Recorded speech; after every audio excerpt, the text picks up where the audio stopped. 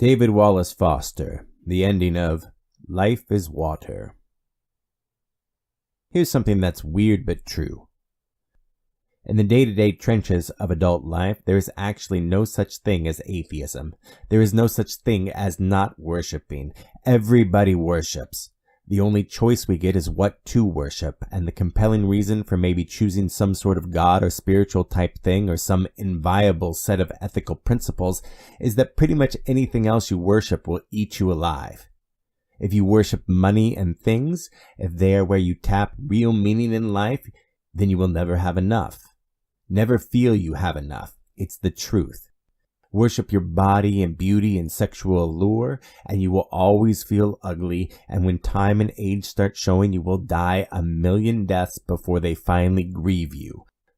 On one level, we know this stuff already. It's been codified in myths, proverbs, cliches, epigrams, parables, the skeleton of every great story. The whole trick is keeping the truth up front in daily consciousness. Worship power and you end up feeling weak and afraid, and you will need ever more power over others to numb you to your own fear. Worship intellect, being seen as smart, and you will end up feeling stupid, a fraud, always on the verge of being found out. But the insidious thing about these forms of worship is that they're not evil or sinful, it's that they're unconscious. They are default settings. They're the kind of worship you just gradually slip into day after day, getting more and more selective about what you see and how you measure value without ever being fully aware that that's what you're doing. And the so-called real world will not discourage you from operating your own default settings, because the so-called real world of men and money and power hums merrily along in a pool of fear and anger and frustration and craving and worship of self. Our own present culture has harnessed these forces in ways that have yielded extraordinary wealth and comfort and personal freedom. The freedom all to be lords of our tiny, skull-sized kingdoms, alone at the center of all creation. This kind of freedom has much to recommend it. But of course, there are all different kinds of freedom, and the kind that is most precious you will not hear much talk about from the great outside world of wanting and achieving. The really important kind of freedom involves attention and awareness and discipline, and being able truly to care about other people and to sacrifice for them over and over in myriad petty, unsexy ways every day. That is real freedom. That is being educated and understanding how to think. The alternative is unconsciousness, the default setting, the rat race, the constant gnawing sense of having had and lost some infinite thing.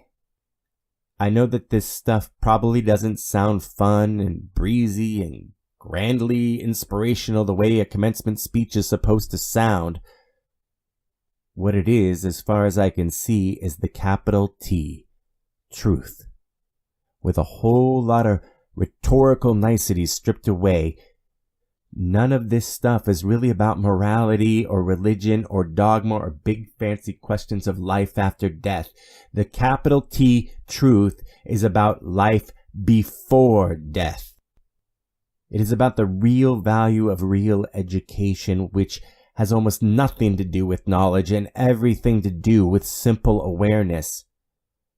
Awareness of what is so real and essential, so hidden in plain sight all around us all the time that we have to keep reminding ourselves over and over. This is water. This is water. It is unimaginably hard to do this, to stay conscious and alive in the adult world day in and day out, which means yet another grand cliche turns out to be true. Your education really is the job of a lifetime, and it commences now. I wish you way more than luck. This is Paul Burt reading David Wallace Foster's speech, This is Water. Check out the full text and a link in the comments. Stay up late tonight and think about it.